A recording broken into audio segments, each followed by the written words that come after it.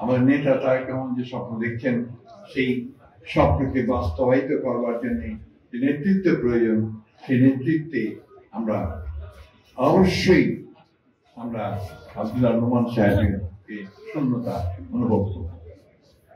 প্রিয় বন্ধুগণ, বক্তব্য খুব বেশি দেওয়ার কিছু নেই। আমি যে কথা বলছিলাম যে আজকে এই সময়টা আমাদের পরীক্ষার সময়। আপনারা নিশ্চয়ই লক্ষ্য করেছেন, দেখছেন, পত্র পত্রিকা, টেলিভিশন, টক শো সবকিছু দেখছেন কেমন একটা অস্থিরতা চলছে। বেশ কতগুলো নির্ধারিত বিষয়গুলোকে আমরা অনির্ধারিত করে ফেলছি, অনিশ্চিত করে ফেলছি। আজকে সংস্কার, নির্বাচন, এই কথাগুলো সাধারণভাবে অনেক বেশি উচ্চারিত। আপনারা যদি কথা বলেন তাতে আমাদের কথা বলার দরকার হয় না। ভাই, মনে করি যে সকলের উচিত হবে, সকল রাজনৈতিক দল, গোষ্ঠী, সকলের দায়িত্ব হবে অত্যন্ত ধৈর্যের সঙ্গে সমস্যাগুলোর আলোচনার মাধ্যমে সমাধান করা। আমাদের এখানে নজরুল ভাই আছেন, তিনি প্রতিদিন এই সংস্কারের বিষয়গুলো নিয়ে সরকার যে সংস্কার কমিশন গঠন করেছেন সেই সংস্কার কমিশনগুলোর সঙ্গে বৈঠকে বসছেন। আমরা আমাদের প্রস্তাবগুলো দিয়েছি। আমরা বিশ্বাস করি যে একটা আলোচনার মাধ্যমে একটা সত্যিকার অর্থে সকলের কাছে গ্রহণযোগ্য একটা সমাধান বেরিয়ে আসবে এবং আমরা খুব অল্প সময়ের মধ্যেই জনগণের প্রতিনিধিত্ব আমরা পাবো নির্বাচনের মধ্যে। আমি আরেকটি বিষয় আপনাদের সঙ্গে বলতে চাই। আজকে কিছুক্ষণ আগে এই কথা নিঃসন্দেহে বলা যায়, যারা এই সময়ে একজন ত্যাগী ছাত্র নেতাকে হত্যা করতে পারে, তারা নিঃসন্দেহে বাংলাদেশের এই পরিবর্তনের আন্দোলনের সঙ্গে তারা কোনো মতেই সংযুক্ত ছিল না।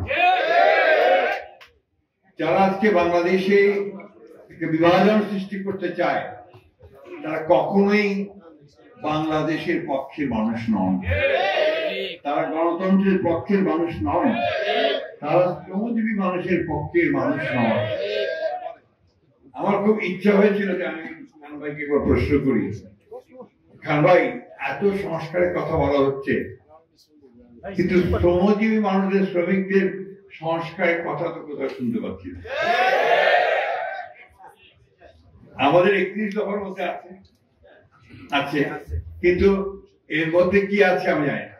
বলছি কৃষকের ন্যায্য মূল্য পায় না, তার আপনার পণ্যে পানি পায় না, ঠিক যখন প্রয়োজন হয় পানি পাওয়া যায় না এবং তার সমস্যার সমাধান হয় না।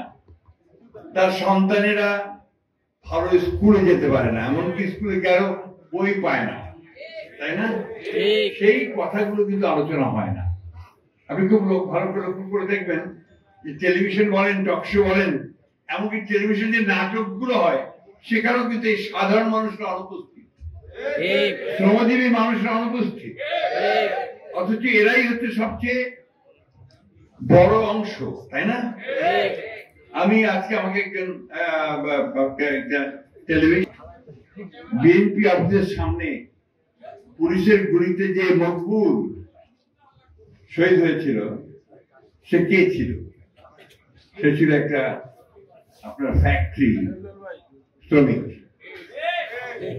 শাওন ভোলার। সে অটো চালাতো। মুন্সিগঞ্জে বা নারায়ণগঞ্জের যারা আত্মাহুতি দিয়েছিল তারা কিন্তু গণতন্ত্রের জন্য আত্মাহুতি দিয়েছিল, তারাও শ্রমিক ছিল।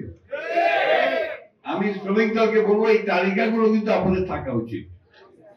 আপনাদের থাকা উচিত যে এই আন্দোলনে, আমি শুধু এই জুলাই আগস্টের আন্দোলনের কথা বলছি না, আমি 15 বছরের আন্দোলনে আপনাদের শ্রমিক কতজন শহীদ হয়েছে তার একটা তালিকা আপনাদের থাকে। আমি আশা করব যে আমাদের শ্রমিক নেতৃবৃন্দ প্রায় বিষয়টার উপর গুরুত্ব দেবেন। একটা কথা মনে রাখতে হবে, আমাদেরকে কিন্তু সজাগ থাকতে হবে। আমাদেরকে মনে রাখতে হবে যে আমাদের সংগ্রাম এখনো শেষ হয়নি। যে কথা আমাদের খান ভাই বলেছেন, আমরা কিন্তু এখনো সেই গণতান্ত্রিক উত্তরণ আমাদের হয়নি। আমরা নির্বাচনের মধ্য দিয়ে একটা নির্বাচিত সরকার ও পার্লামেন্ট এখনো পাইনি। পেয়েছি কি? আমাদেরকে অত্যন্ত সাবধানতার সঙ্গে, দৃঢ়তার সঙ্গে, সচেতনতার সঙ্গে আমাদেরকে কিন্তু কাজ করতে হবে। দলকে আরো সুদৃঢ় করতে হবে, সংগঠনকে আরো শক্তিশালী করতে হবে। আমার খুব ভালো লাগছে, আজকে আমি শ্রমিক দলে দেখতে পাচ্ছি। আমি জানি না মুক্ত পরিবেশ করি কিনা আমরা, কারণ এর আগেও আমরা মনে হয় যে ছিল, কি বলেন? আমার বিশ্বাস যে আমরা যদি সবাই আন্তরিক হই, আমরা যদি সবাই সত্যিকার অর্থেই পরিবর্তন চাই, সমাজের পরিবর্তন চাই, সাধারণ মানুষের পরিবর্তন চাই, আমার এই সন্তানের যদি হাসপাতালের সুযোগ দেওয়ার ব্যবস্থা করতে চাই, শিক্ষার ব্যবস্থা করতে চাই, আমার ঘরের যদি একটা আচ্ছাদন চাই, তাহলে কিন্তু আমাকে আমার সংগঠনকে শক্তিশালী করতে হবে। শ্রমিকদের কথা শ্রমিকদেরকেই বলতে হবে, বলবে না। এই যে ঘরের মধ্যে বসে দুনিয়ার মজদুর এক হওয়া বললে কিন্তু মজদুর এক হয় না। আপনাদের অভিজ্ঞতা আছে সব, তাই না? সুতরাং ওই সুবিধাবাদী নেতৃত্বের হাতে যেন নেতৃত্ব না যায়, সেটাও আপনাদেরকে লক্ষ্য রাখতে হবে।